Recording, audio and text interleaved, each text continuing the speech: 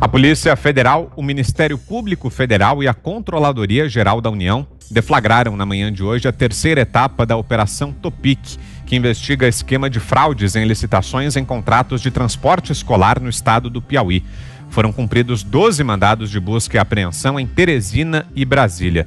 A casa do governador petista Wellington Dias e da primeira-dama do estado, ex-secretária estadual de Educação e hoje deputada federal, Rejane Dias, foi um dos alvos de busca. Os agentes da PF também entraram no gabinete da deputada na Câmara. Depois do episódio envolvendo as buscas impedidas por Toffoli no gabinete do senador José Serra, desta vez a Justiça de Primeira Instância obteve uma decisão da ministra Rosa Weber, do STF, para dar continuidade com as investigações. Além do gabinete da primeira-dama em Brasília, foram alvos de busca empresas e a casa do irmão de Rejane Dias, Rogério Ribeiro, e a sede da Secretaria Estadual de Educação, a SEDUC, em Teresina. De acordo com a PF, entre os anos de 2015 e 2016, servidores da cúpula administrativa da SEDUC, na época gerida por Rejane Dias, teriam se associado a empresários do setor de locação de veículos e desviado no mínimo 50 milhões de reais de recursos do Fundeb e do Programa Nacional de Apoio ao Transporte Escolar. Em nota, o governador Wellington Dias classificou a operação como mais um espetáculo. A deputada federal Rejane Dias, mulher do governador, era uma das mais entusiasmadas defensoras do Fundeb. Ela foi a autora de um dos 6 requerimentos para incluir a PEC do Fundeb na ordem do dia do plenário da Câmara. Na última terça-feira, dia 21 de julho, ela votou a favor da PEC nos 2 turnos. O maridão de Rejane, que é sempre elogiado por Lula, também defendia o Fundeb, sempre que tinha chance. Vamos acompanhar. Eu tenho trabalhado a necessidade da renovação do Fundeb. Estou junto com os municípios, junto com os setores ligados à educação, na defesa dessa proposta. Estamos trabalhando com a nossa bancada federal. Faço a defesa da aprovação da PEC 15 com a relatora, com o trabalho da relatoria da deputada Dourinha e aqui apoiado pela nossa bancada do Piauí, a aprovação do Fundeb. Então a palavra do governador do Piauí, Wellington Dias. É com esse assunto que a gente começa a nossa conversa hoje, então. Queria ouvir você, Augusto. O que dizer, então, dessa operação da PF contra o governador petista, Wellington Dias, Augusto? Bom, falta uma operação Lava Jato, pessoal, intransferível, e para todos os órgãos do governo que tivesse um cofre com dinheiro ou uma verba a ser recebida, porque nada foi poupado pela roubalheira do PT. A gente se fixa muito no Petrolão, mas o Petrolão se cinge à Petrobras. É só uma estatal, a mais importante, né, a mais pujante das estatais, antes do PT fazer o que fez, mas é uma. Tem a da Eletrobras, tem a do BNDES, tem agora da Fundeb. Quer dizer, roubam também na educação, roubam na saúde, roubaram em todas as áreas. A Lava Jato pôs um freio na roubalheira desenfreada aí, praticada pelos criminosos da classe executiva, e agora eles vão. Eu, quando era garoto, eu achava graça porque prender uma mulher da minha cidade. Ela tinha o hábito de pegar produtos em supermercados e levar para casa sem pagar. E aí diziam que ela sofria de cleptomania. E eu achava graça porque é uma doença que só dá em rico. Se o pobre alegar cleptomania numa delegacia, ele apanha mais e pode aumentar a pena. Não, o pobre é ladrão mesmo. O rico sofre de cleptomania. Eu estou tentando faz tempo diagnosticar, mas eu não consigo, nem tenho conhecimentos médicos para isso, que doença é essa que afeta o PT e que provocou uma mudança no Brasil, para mim, muito profunda. Eu escrevi sobre isso há pouco tempo, que é a mulher do político honesta. A mulher do político, quando eu era Bem, já trabalhava como jornalista, eu via como eram as eleições na minha cidade, nas outras. A mulher do político, e o Ulisses Guimarães, que falava muito sobre isso, ela era um freio moral. Porque o político, ele chegava em casa, e o Ulisses descrevendo, né? Eu já contei aqui, vale a pena repetir para quem não ouviu. O sujeito chegava em casa de um dia todo de atividades políticas e estava entrando assim, bem furtivamente, aí eu vi a voz sonolenta da mulher. Onde é que você estava? Encontrou quem? Aí o cara tinha que falar o nome de alguém. Sim, aquele que você diz que é ladrão. Aí o sujeito tentava disfarçar, tentava mudar de assunto e tinha que citar mais um nome de alguém com quem ele se havia encontrado e eu via, sim, aquele que diz que você não presta, etc, etc. Os políticos tinham de se comportar também, porque as mulheres, elas vigiavam os movimentos dos maridos. Eram mulheres que se envolviam menos com política, mas elas acompanhavam as movimentações e sabiam o suficiente para fazer o comentário quando chegada a hora, do tipo, como é que você está se compondo com esse cara aí que você sabe que é um sujeito que não presta, sujeito que sabidamente não gosta de você, se te insultou, etc. E nada impedia que depois, entre uma eleição e outra, a convivência recomeçasse. Agora, o político virou cúmplice. E temos esse caso do Wellington Dias, que é exemplar. Eu acho que o PT, quer dizer, se é possível diagnosticar de alguma forma essa doença, eu acho que ela decorre da frase mais infame, mais sórdida que eu conheço em política e que é encampada, assimilada e praticada pelo PT, por todos. É a frase segundo a qual os fins justificam os meios. Se é assim, vale roubar a poupança da avó, o cofrinho da filha, porque no futuro todos seremos felizes da sociedade socialista igualitária, que fracassou no mundo inteiro. Eu fico impressionado. E você tem muitas jornalistas que se casaram com políticos e viraram cúmplices. Mulher de ex-presidente da Câmara, mulher de ex-ministro, mulher amante do Renan, mulher de empresários. Eu fico besta com isso aí, mas eu não sei explicar. O fato é que houve um momento, isso aconteceu num dos governos do PT, em que o Brasil perdeu a vergonha na cara. A Lava Jato ajudou a recompor, de alguma forma, aí essa virtude perdida, né? Cadeia ensina, cadeia pedagógica. Mas agora parece que eles vão recuperando a disfarçatez e está aí. A Regiane Dias é deputada, ocupou cargos de direção, sempre ligados à educação, para ensinar como é que se rouba sendo mulher de político. Ana Paula, quero ouvi-la também.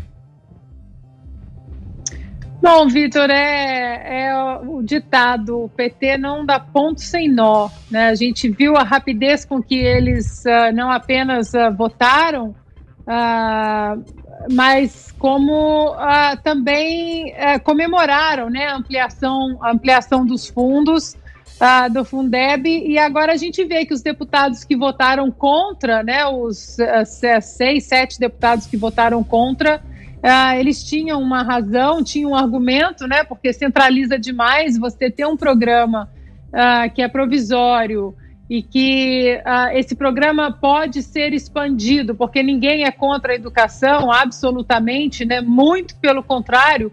O que acontece no Brasil é que os recursos, eles são pessimamente empregados e mal distribuídos, e a cadeia que vai desde a União, desde o governo federal até onde tem que chegar, não chega como tem que chegar. E a gente fica impressionada, mas ao mesmo tempo não fica tão surpreso, porque o PT fez isso, Vitor. Na educação, a gente está vendo, né? Foram 50 milhões só do Wellington Dias com a mulher, a acusação, né, de que são 50 milhões. Mas a gente viu o PT ao longo dos anos fazendo isso na cultura, fazendo isso no esporte.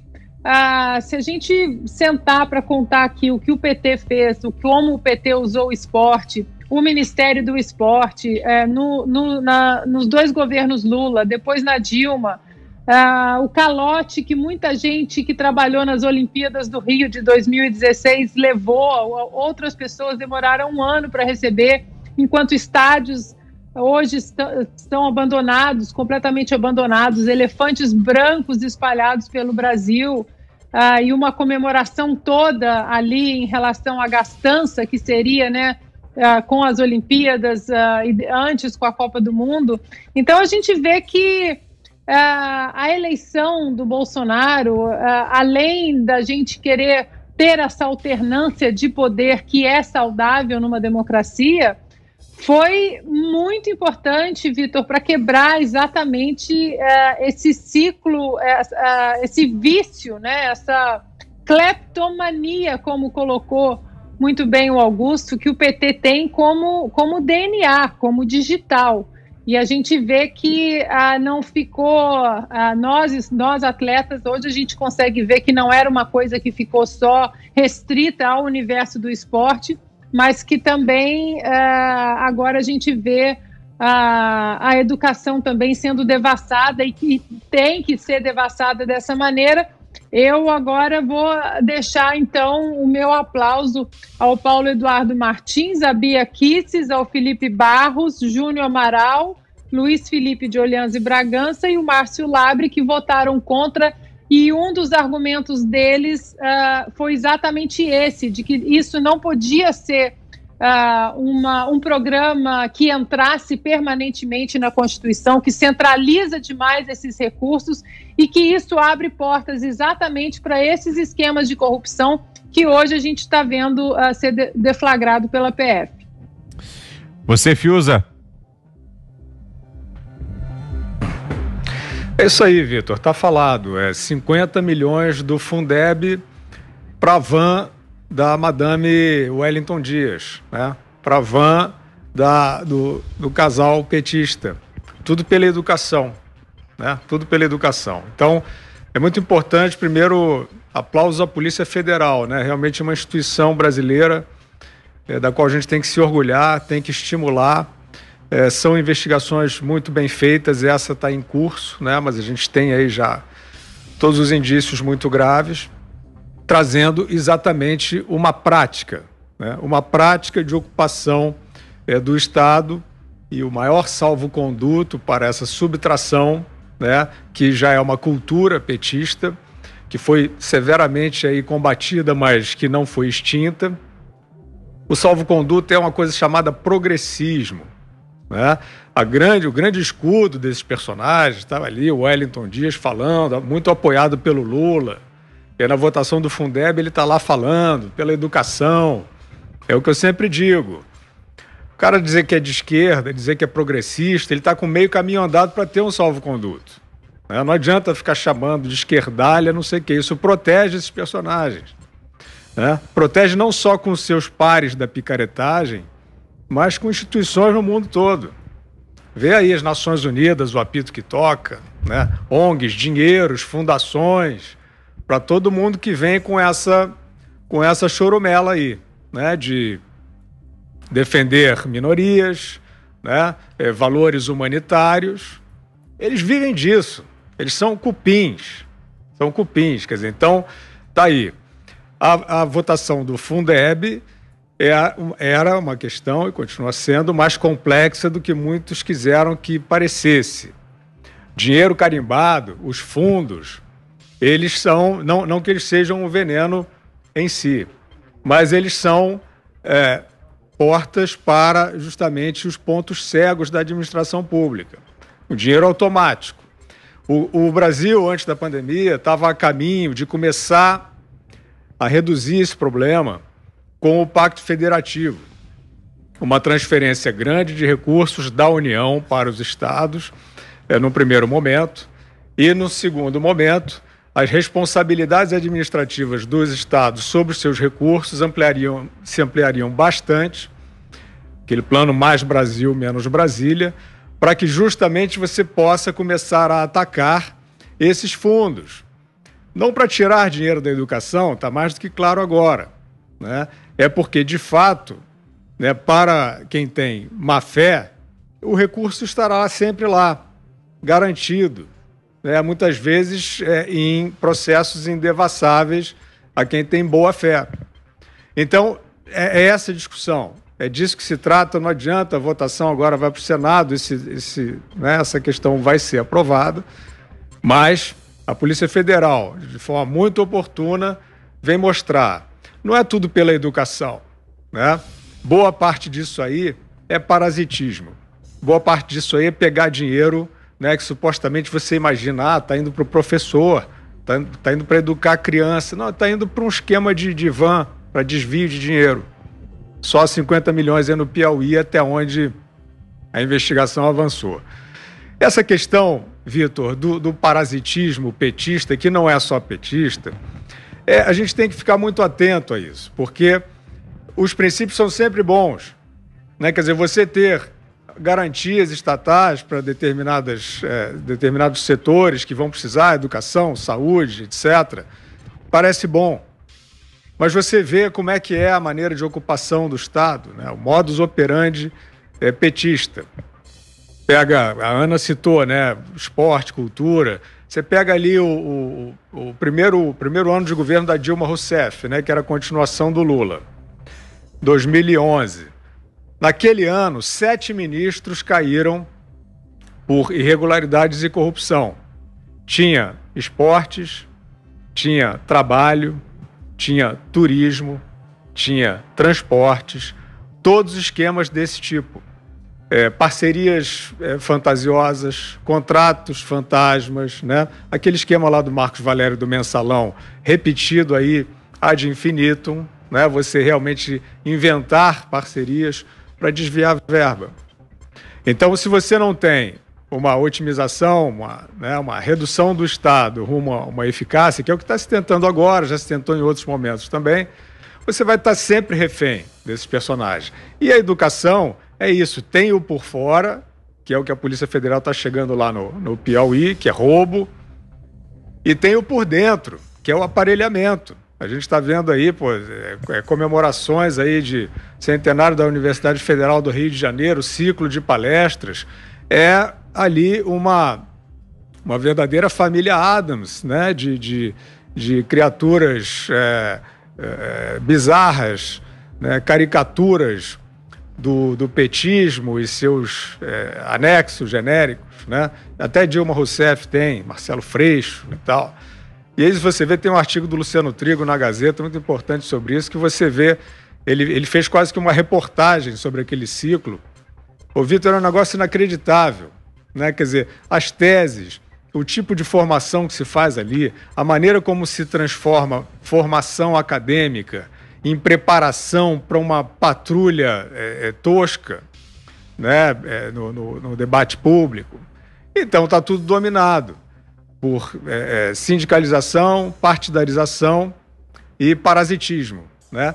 Esse é o grande desafio que a gente tem no enfrentamento ao fisiologismo na máquina pública brasileira.